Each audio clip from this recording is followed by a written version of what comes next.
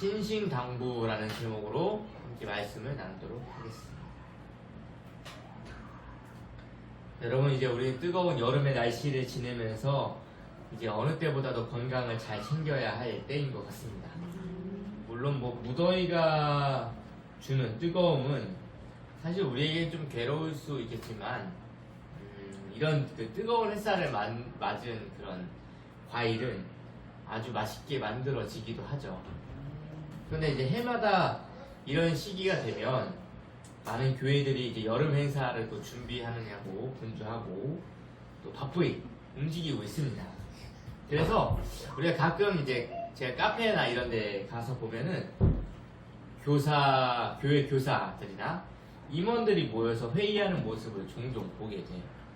평일인데도 말이죠. 그만큼 다음 세대에게는 너무나도 중요한 시기라는 것을 또한 알려주는 것 같기도 합니다.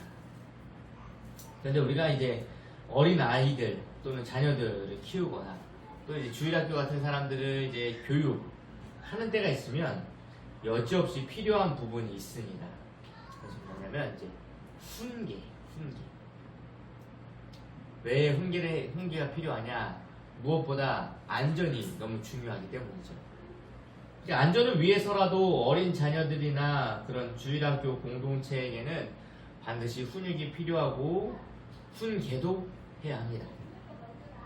그래서 우리는 이런 단어를 쓰죠. 신신당부하자. 신신당부하지 않았냐? 이 말의 뜻은 거듭하여 간곡히 하는 당부 또는 여러 번 되풀이하여 간곡하게 하는 부탁이란 말을 줄여서 신신당부라고 합니다. 우리 아이들에게도 마찬가지였습니다. 매번 신신당부를 하지만 아이들은 아주 쉽게 그 신신당부를 거역하곤 하죠. 그러면 이제 여지없이 부모의 훈계를 받거나 화를 받게 됩니다. 특히 다른 것보다도 이제 위험한 장소나 위험한 놀이를 할 때는 더더욱 우리가 신신당부하기 마련이죠. 오늘 우리 함께 읽은 본문은요, 그 하나님께서 솔로몬에게 나타나셔서 하시는 말씀입니다. 이 본문을 보면서 저는 하나님께서 솔로몬에게 신신당부를 하고 계신다라는 느낌을 좀 받았어요. 마치 앞서 말씀드린 것처럼 우리가 어떤 위험한 상황이나 위험한 그런 놀이를 할 때 안전을 위해서 자녀들에게 또는 그 공동체에게 신신당부를 하는 부모의 모습처럼 하나님께서 솔로몬에게 신신당부하시는 것 같아요. 그래서 우리도 오늘 본문을 통해서 솔로몬에게 하신 하나님의 신신당부를 우리에게 좀 적용하고 우리의 말씀으로 받으려고 합니다. 어쩌면 우리가 부모의 신신당부를 새까맣게 잊고 어기는 것처럼 우리 하나님의 신신당부를 잊고 있진 않았는지 그런 것을 깨닫는 시간이 되시기를 주님의 이름으로 권면합니다. 첫 번째로 우리가 봐야 될 것은 뭐냐면 다시 나타나신 하나님. 그 솔로몬의 시대에 왕궁과 성전이 완성된 이후에 하나님께서 다시 솔로몬에게 나타나십니다. 대부분의 학자들은 이 시기를 솔로몬이 왕이 된 이후에 한 24년 정도 지난 이후일 것이다 라고 추정하고 있어요. 일단 본문에서는 왕궁과 성전 건축 이후 자기가 이루기 원하던 모든 것을 마친 때라고 그 시기를 기록하고 있습니다. 즉 하나님께서 솔로몬에게 나타나신 이 시점은 우리가 앞에서 봤던 그 봉헌식 있잖아요. 사실 봉헌식과는 약간 좀 거리가 있는 상태예요. 봉헌식은 봉헌식 때 또 하나님의 임재가 따로 있었잖아요. 그 이후에 이제 왕으로 다스리기 시작한 그 중간 시기를 지나는 시점에서 하나님은 솔로몬에게 나타나신 것입니다. 그리고 그에게 기브온에서 나타나신 것처럼 보이셨어요. 이 기브온은 언제냐면 여러분 열왕기상 3장에 나타난 사건이에요. 이 기브온에서 나타난 하나님은 꿈으로 하나님이 나타나셨거든요. 솔로몬에게. 그래서 솔로몬이 하나님께 지혜를 구하는 그 스토리가 있잖아요. 그 배경이 기브온입니다. 그때와 같이 이번에도 하나님께서 그러니까 꿈으로 나타나셨겠죠. 또 동일하게 이 시기가 주는 우리에게 중요한 메시지가 또 하나 있다는 거죠. 왜 하필 이 시기에 주님이 다시 솔로몬에게 나타나셨을까? 기브온에게 나타나셨던 것처럼, 기브온 때에 나타나셨던 것처럼. 왜냐하면 성경은 지금 하나님께서 나타나신 때가 솔로몬이 원하던 모든 것을 마친 때라고 소개하고 있어요. 하나님은 언제 나타나셨냐? 솔로몬 자신이 원하던 것을 모든 것을 마친 때라고. 원하던 모든 것을 마친 이때가 우리에겐 너무 중요하다는 겁니다. 그러니까 오늘 본문을 요약하면 딱 하나예요. 하나님의 말씀을 지키면 복받고 지키지 않으면 벌받는다 이거예요. 그런데 이 이야기를 하나님께서는 솔로몬이 원하던 모든 것을 마친 때에 나타나셔서 하셨다는 거예요. 다른 때가 아닙니다. 솔로몬이 원하던 모든 것을 마친 때. 그리고 그 타이밍에 나타나셔서 하나님은 뭐라고 말씀하시냐? 내 뜻대로 행하면 복을 받고 아니면 버림을 받는다라고 하나님 말씀하고 계시는 거예요. 하나님의 나타나심은 우리가 생각하는 것보다도 더 중요한 때입니다. 하나님께서 왜 그때 나타나셨을까? 네. 지금 우리에게도 사실은 동일하게 말씀하고 계세요. 이 때가 너무 중요하다라고 말이죠. 그러니까 지금 우리 시대에 솔로몬이 처한 상황, 솔로몬이 당한 상황을 끌고 오면요, 어떤 상황이냐면 우리의 인생에 많은 것들을 우리가 하면서 살아가잖아요. 그리고 많은 사람들이 꿈을 꾸며 살아갑니다. 원하는 바가 있어요. 그리고 그 원하는 바를 이루기 위해서 열심히 또 살아갑니다. 다양한 모습과 다양한 방법으로 살아가죠. 그 중에 솔로몬은요, 모든 것을 가졌고 그것이 하나님으로부터 왔음을 인정하는 사람이었어요. 그리고 다윗의 길로 행한 그 나라가 얼마나 평강과 전쟁이 없는 시대를 살아가게 되었는지 본인의 삶에서 고백하고 있습니다. 경험하고 있고요. 그렇게 자신의 삶의 기초가 만들어진 탓에 자신이 원하는 모든 것을 다 할 수 있는 시대를 살아가게 되었습니다. 근데 그때가 바로 위기라는 거예요. 하나님 왜 이때 나타나는지 여러분 다윗을 보면 알 수 있어요. 여러분 다윗에게는 근데 이런 말씀이 없어요. 언제 나타났다 이런 말씀 없으시거든요. 그런데 다윗이 바세바를 언제 범하는지 우리는 알고 있습니다. 언제 범했습니까?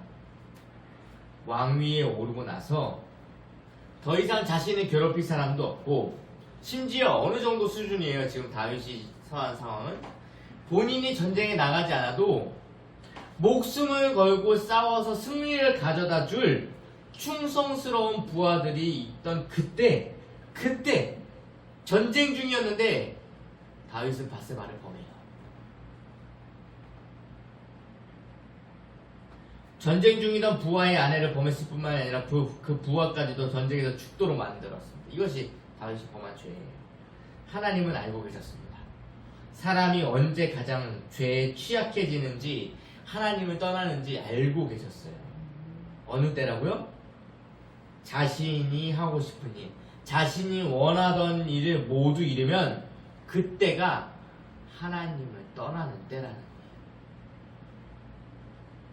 여러분 잘 생각해 보세요. 우리 인생에 생각보다 힘들고 어려울 때 죄를 짓지가 않아요. 오히려 죄를 짓는 빈도수가 줄어듭니다.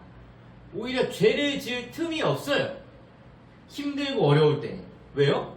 살기 위해 열심히 일하고 더 나은 삶과 꿈을 위해 최선을 다하죠. 심지어 하나님께 절대적으로 막 매달리기도 합니다. 살기 위해서. 평소보다도 더 열심히 기도하고 자신이 원하는 것이 이루어지기를 간구하고 사모합니다. 그런데 그것이 이루어지면 더 이상 여한이 없다고 느껴지는 그때부터 마음이 이미 하나님을 떠날 뿐만 아니라 우리의 시선 또한 하나님이 아닌 다른 곳에 끌리게 돼요.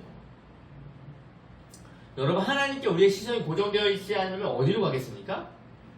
여지없이 세상으로 눈이 흘러가는 거예요. 다른 데 가지 않습니다. 우리의 시선이 다른 곳에 머무르게 되는 거예요. 살만 하니까. 잘 생각해 보세요, 여러분. 우리가 정말 바쁘고 힘들고 어려울 때 정말 힘들고 어려울 때 뭐 남들이 가지고 있던 좋은 차, 좋은 집, 비싼 옷들, 뭐 연예인이 뭐 했다, 정치가 어쨌다, 그게 뭐 눈에라도 들어왔습니까 사실? 정말 내가 힘들고 어려울 때 그런 거 보고 질투가 납니까? 그럴 시간이 어디 있었습니까 우리가 사실. 일하기 바쁘고 몸은 피곤하고 아이들 보내 정신없어가지고 시간이 어떻게 지나가는지도 모르고, 그런데도 그 와중에 어떻게 해요? 막 기도하려고 붙잡고 매달리고 그러지 않았습니까? 살려고 그랬잖아요 우리. 그런데 언제 섭섭병이 들어오는지 아시잖아요 여러분. 언제 섭섭해지기 시작해요? 여유가 생기니까, 살만하니까. 남들이 가진 좋은 신발, 좋은 가방, 좋은 집, 좋은 차가 눈에 들어오고, 내 인생과 남의 인생 비교하기 시작하고, 남들이 다니던 좋은 음식점이 부럽게 느껴지는 거 아닙니까? 살만하니까. 그전엔 내가 뭐 먹었는지가 뭐가 중요해요. 지금 바빠 죽겠는데 빨리 그냥 허기진 배 때우고 쉬고 자고, 그래야 또 다음날 일하고 기도하니까. 우리 그렇게 살아왔잖아요. 근데 그전에는 관심도 없고 알아볼 시간도 없던 그런 삶에서 조금의 여유가 생기니까 우리의 태도가 이렇게 바뀌어버리잖아요. 이게 신앙에도 고스란히 적용된다는 거예요 여러분. 우리가 이런데 솔로몬은 오죽했겠어요. 다윗도 마찬가지였어요. 그래서 하나님께서 우리에게 뭔가 갑자기 강력한 메시지를 주신다든지, 정말 우리에게 뭐 진짜 꿈으로 뭔가 나타나신다든지, 뭔가 응답이 주어지는 것에는 이 타이밍이 너무 중요한 이유가 있다는 거예요. 왜 이때 나에게 이런 말씀을 하실까? 왜 이런 응답을 주실까? 왜 이런 걸 보게 하실까? 이런 걸 알게 하실까? 그냥이 없다는 거예요. 그냥. 우리도 뭔가 여러분 영적인 갈급함이 있고 하나님의 응답을 기다리는 중요한 일들 앞에서는 우리도 막 예민하게 반응합니다. 말씀도 막 곱씹어가면서 이게 무슨 말씀 하시려는가 듣기도 하고, 하나님의 뜻을 깨닫기 위해 막 온 마음과 정신을 집중하죠. 이렇게 집중하던 시기가 어디였어요 여러분? 우리가 막 기도원 찾아가서 기도할 때 막 그렇게 집중하는 거 아닙니까? 수련회 집회 같은 곳 가서 하나님의 응답을 받을 수밖에 없는 이유가 여기 있잖아요. 아주 거기에만 몰두하잖아요. 거기에만 오로지. 그러나 조금 나아지고 삶이 괜찮아지면 금세 우리의 기도는 이제 땅의 것을 구하는 기도로 바뀌기 시작한다는 거죠. 주님만 있으면 된다는 우리의 기도가 이제는 주님 저것도 주시고 이것도 주세요라는 기도로 바뀌기 시작한다는 거예요. 물론 기도하는 것만으로도 어쩌면 다행이라 라고 말할 수 있겠습니다. 근데 삶이 나아지니까 이젠 그 시간에 기도하던 습관이 다른 걸로 막 바뀌잖아요. 사람들이. 삶의 우선순위가 바뀌어버리잖아요. 기도와 예배가 제일 우선이었던 나의 삶에서 이제는 어떤 걸로 바뀝니까? 사업적 일이나 미팅, 만남, 관계들이 내 삶의 중요한 우선순위로 자리 잡게 되지 않습니까? 살만하니까. 그래서 여러분, 솔로몬에게 나타나신 이 하나님의 타이밍은 너무 중요하다는 거예요. 언제 나타나셨다고요? 자신이 원하는 모든 것을 다 이룬 그때 하나님이 딱 나타나셔서 이 얘기 하시는 거예요. 우리가 어떻게 살고 있는지 다른 사람에게 물어볼 필요는 없어요. 우리가 왜 이렇게 살게 됐는지, 우리가 이 상황 가운데 왜 처하게 됐는지 물어볼 필요는 없습니다. 우리 스스로도 잘 알고 있어요. 하나님은 우리에게 가장 중요한 타이밍에 말씀하십니다. 그래서 여러분, 우리는 하나님의 뜻이 깨달아지면 더 이상 주저하면 안 되는 거예요. 기도해야 된다 라고 말씀 주시면 기도해야 되는 거예요. 지금 언제 기도할까 이럴 필요 없는 겁니다.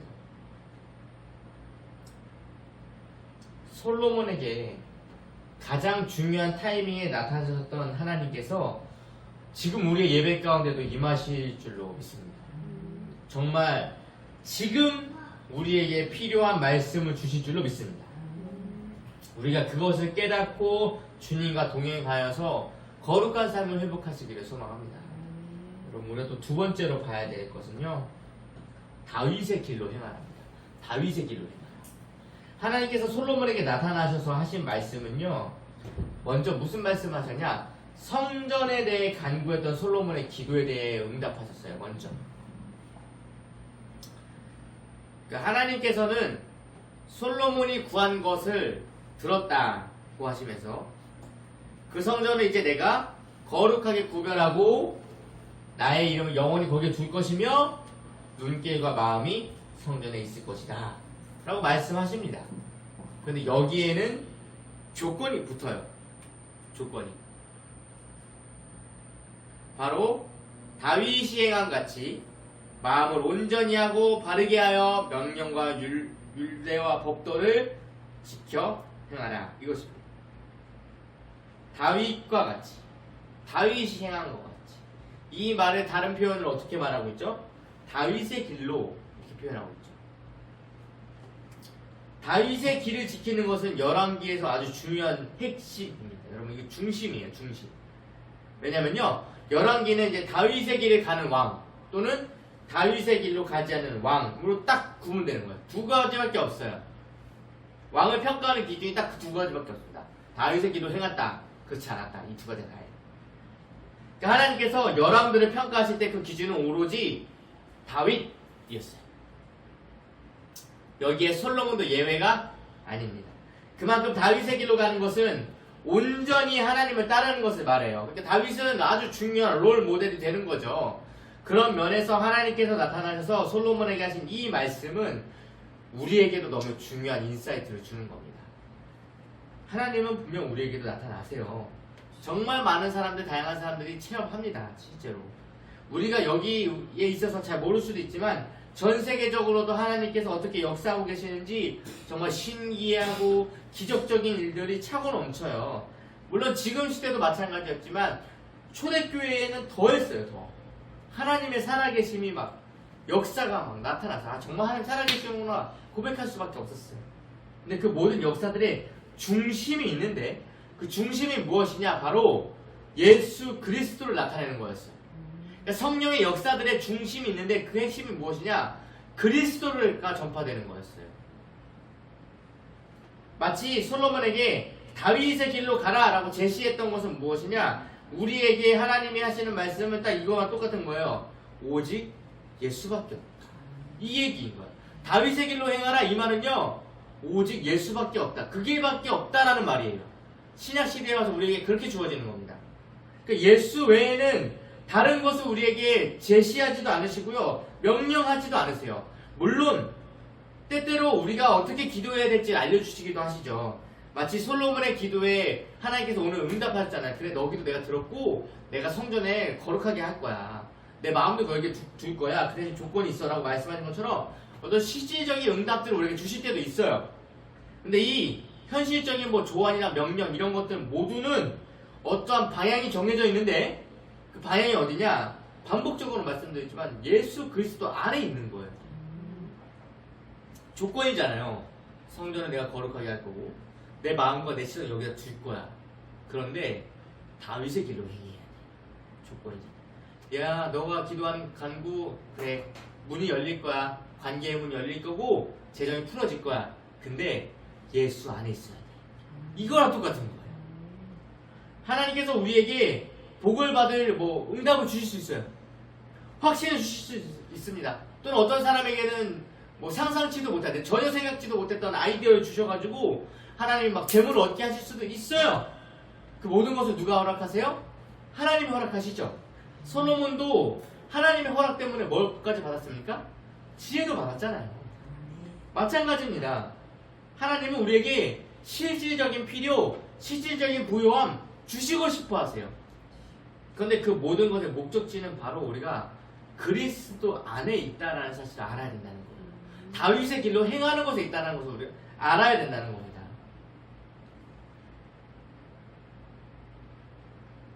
즉 우리에게 주어지는 모든 것은 결국 그리스도가 전파되기 위함이에요. 그리스도 안에 있을 때 모든 것이 온전하고 바르게 쓰이게 되는 겁니다.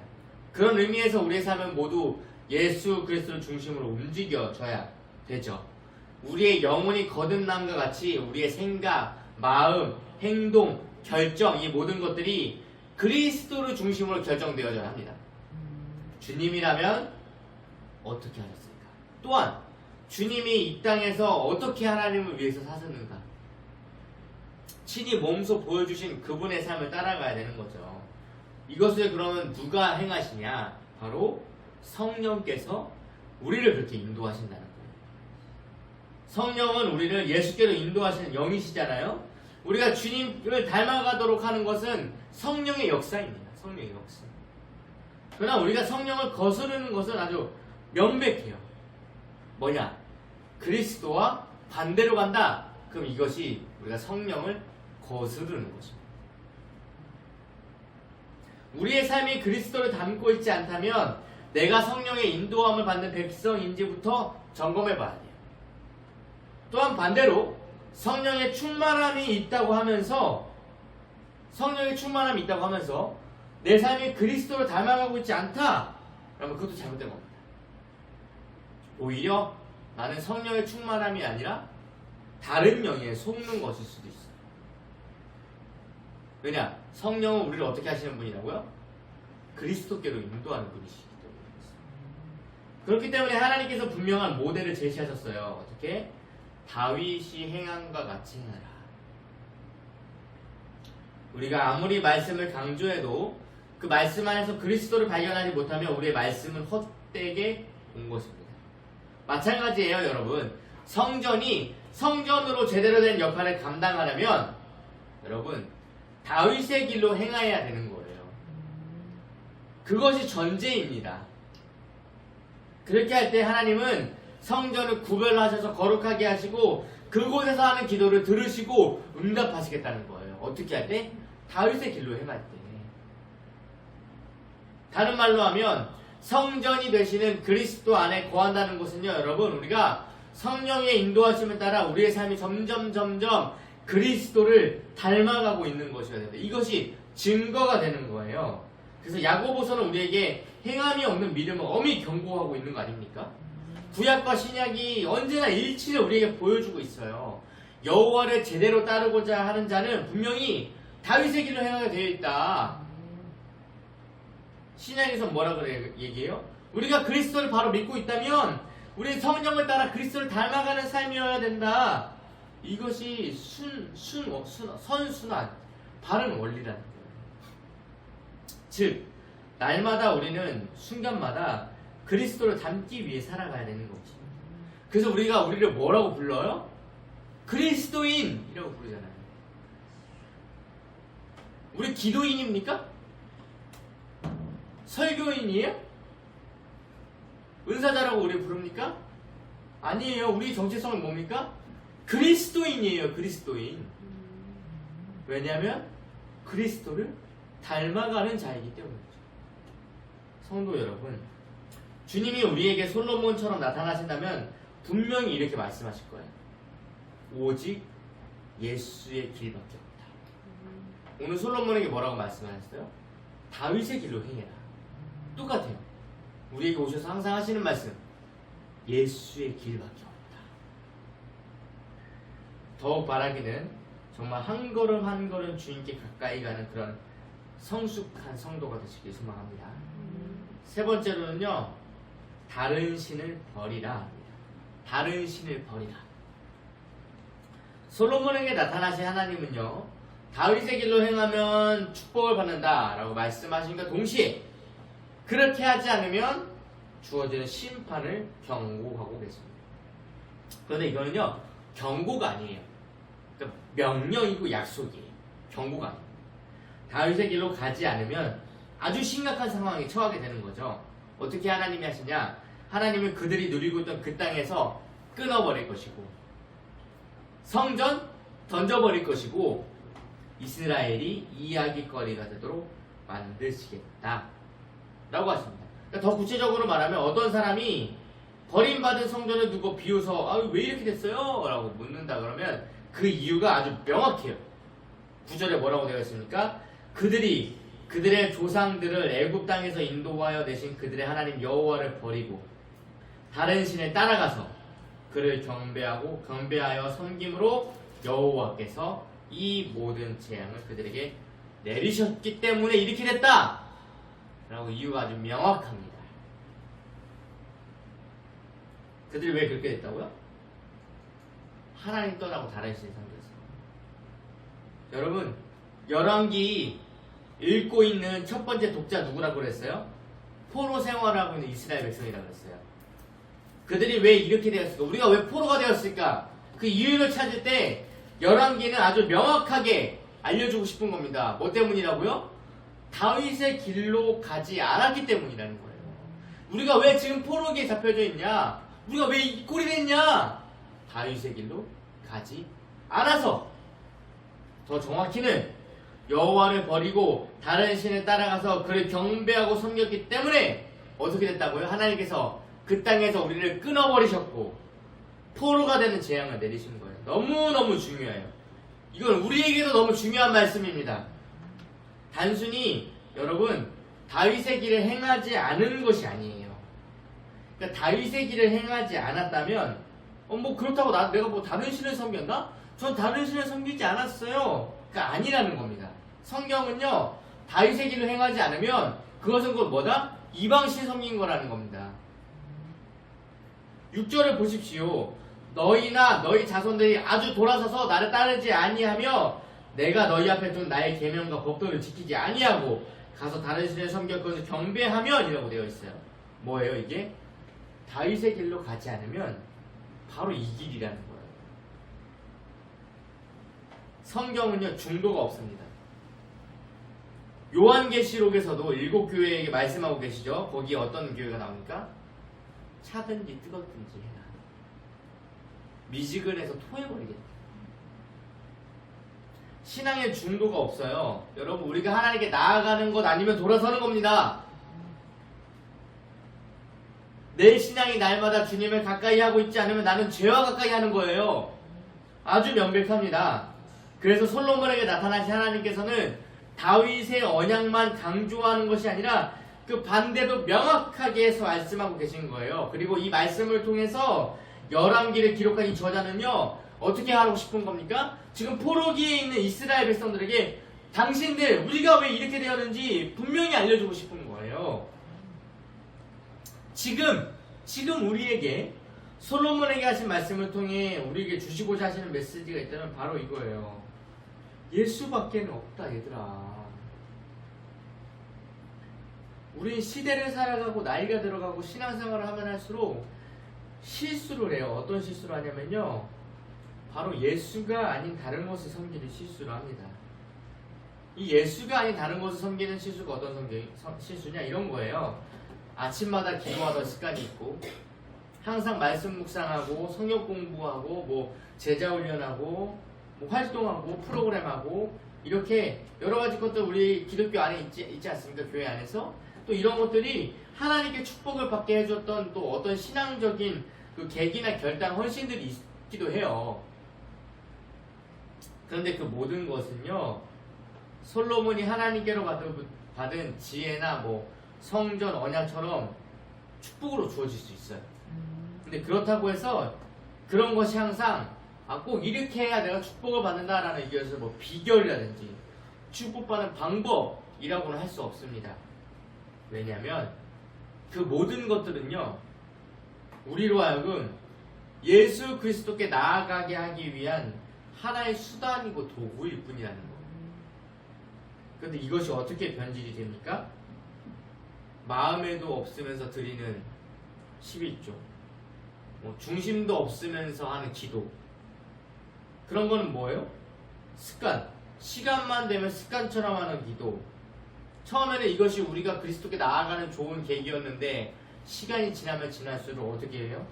그냥 시간만 지키는 마음에도 없는 형식만 남는 기도가 되어버리지 않습니까? 그런 기도는 기도가 아니라 사실은 주문이죠. 주문. 나를 복주게 해주는 주문. 모든 신앙생활도 마찬가지입니다.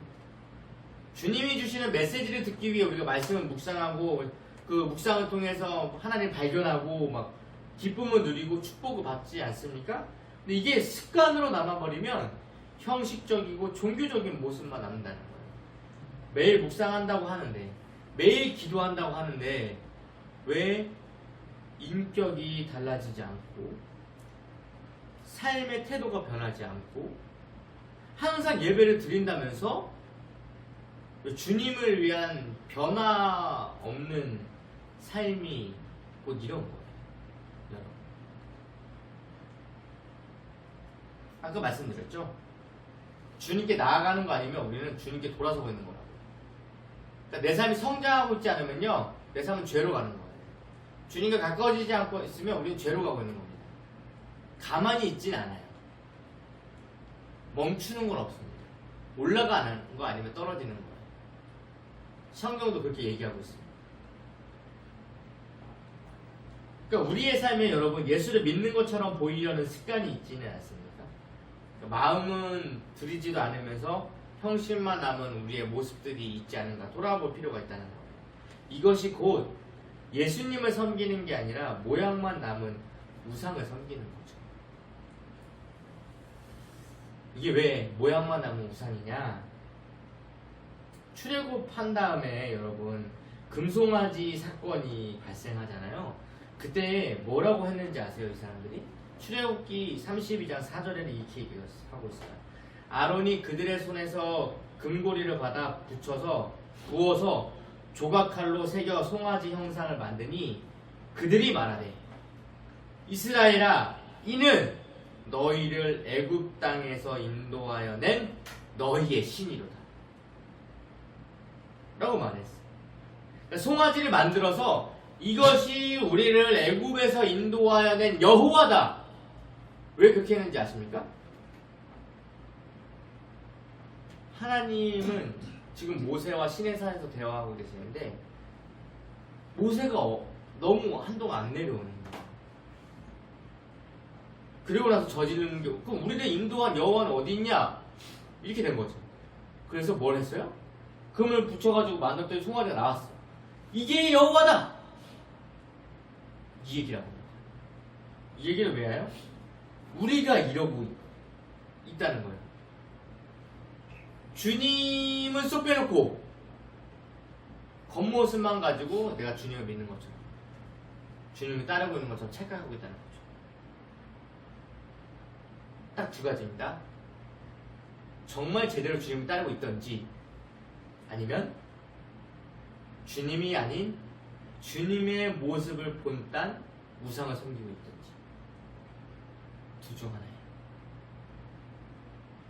그래서 주님은 오늘 솔로몬에게 나타나서 명령을 하고 계신 겁니다. 다윗의 길로 행하고 절대 우상을 만들지 말라. 섬기지 말라.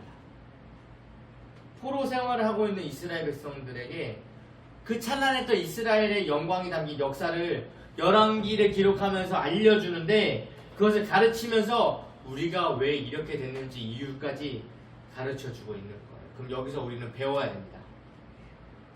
나는 정말 오직 예수뿐인가? 나는 정말 주님으로 만족하는가? 주님 한 분으로 충분한가? 어쩌면 우리는 주님 외에 다른 것들을 붙잡고 있지 않은지 돌아보면서 회개해야 되는지도 모르겠어요. 하나님 우리에게 그렇게 신신당부하시죠. 우상을 만들지 말고 다윗의 길로 행해야 돼. 말씀을 정리하겠습니다. 오늘의 제목처럼 주님은 우리에게 신신당부하고 계세요. 솔로몬에게 그리고 수많은 열왕들에게 또는 이 11개를 읽고 있는 포로 생활하고 있는 이스라엘 백성들에게 또는 우리에게 동일하게 말씀하고 계십니다. 뭐라고 말씀하십니까? 오직 다윗의 길로 행해야 된다. 신약 시대를 살아가는 우리에게는 뭐라고요?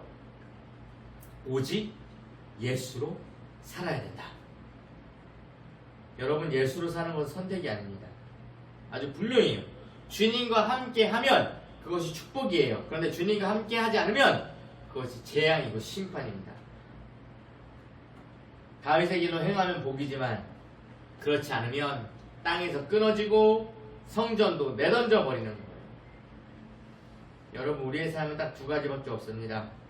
주님으로 복된 인생이거나 주님을 떠남으로 심판받는 인생이거나. 여러분, 우리 지금 어디에 서 계십니까? 그럼에도 불구하고 지금 우리에게 베푸시는 은혜는 무엇이냐? 성령을 통해서 날마다 성령님이 우리의 마음을 잡고 우리의 심령을 깨우고 계신다는 거예요. 어떻게? 끊임없이 우리가 그리스도께 나아가도록 성령께서 간구하고 계시고 탄식하고 계시고 때때로 양심을 일깨우시고 필요하면 보여주기도 하시고 꿈도 꾸게 하시고 뭐 성령의 역사를 경험하기도 하시죠. 왜 그렇게 하시겠어요? 예수의 길로 가야 돼. 요거 알려주고 싶으신 거예요. 그 모든 역사들, 뭐 기적들, 체험들, 모든 것들을 통해서 우리로 하여금 어떻게 하시려고? 예수 그리스도를 닮아가게 하시려고. 여러분, 예수님도 가르쳐 주셨어요. 예수님께 그러니까 예수님께 붙어 있어야, 가지에 붙어 있어야 열매를 맺는다. 근데 더 충격적인 건 뭐예요, 여러분? 열매가 없으면, 붙어 있는데 열매가 없으면 어떻게 해요? 찍어버린다 그랬어요. 무슨 말이에요, 이 말이? 난 다윗의 길로 행하지 않지만 그렇다고 제가 우상성인 건 아니에요. 주님께 붙어 있었어요. 이건 똑같은 거예요. 다윗의 길로 행한다는 건 법과 율례와 규례를 지킨다는 얘기인데 행함이 안 나와. 열매가 안 나오면 붙어 있어도 의미가 없다는 겁니다. 동일해요, 구약과 신약이. 그런데 주님 우리에게 무엇을 원하세요? 붙어서 열매를 원하세요. 어떤 열매? 기도의 열매, 복음의 열매, 축복의 열매. 이거 맺으라고 우리로 하여금 그리스도께 붙어 있으라고 말씀하신 거죠. 주님 우리에게 주신 권세가 있어요, 여러분. 우리의 입술의 권세를 낭비하지 마십시오. 하나님은 지금도 우리를 통해서 뭘 원하시냐? 찬양받기 원하시고 영광받기 원하고 계세요. 그러니까 우리가 주님께 찬양과 영광과 감사를 올려드림으로 어떻게 해요? 하나님을 나타내고 그리스도를 닮아가는 그런 성도가 되는 것입니다. 오늘 주님의 이 신신당부 우리가 꼭 잊지 말아야 할 것 반드시 기억하셔서 성령님 우리가 돌이켜야 될 것들 알려주시고 나아가야 될 것들 알려주시고 결단해야 될 것들 알려주시고 또 끊어내야 될 것들 끊게 하여 주시고 우리 그렇게 성령님께 기도함으로 그리스도께 붙어 있어서 그 선한 열매 기뻐하시는 열매 맺는 그 복된 성도가 되시길 예수님의 이름으로 축복합니다. 기도하겠습니다.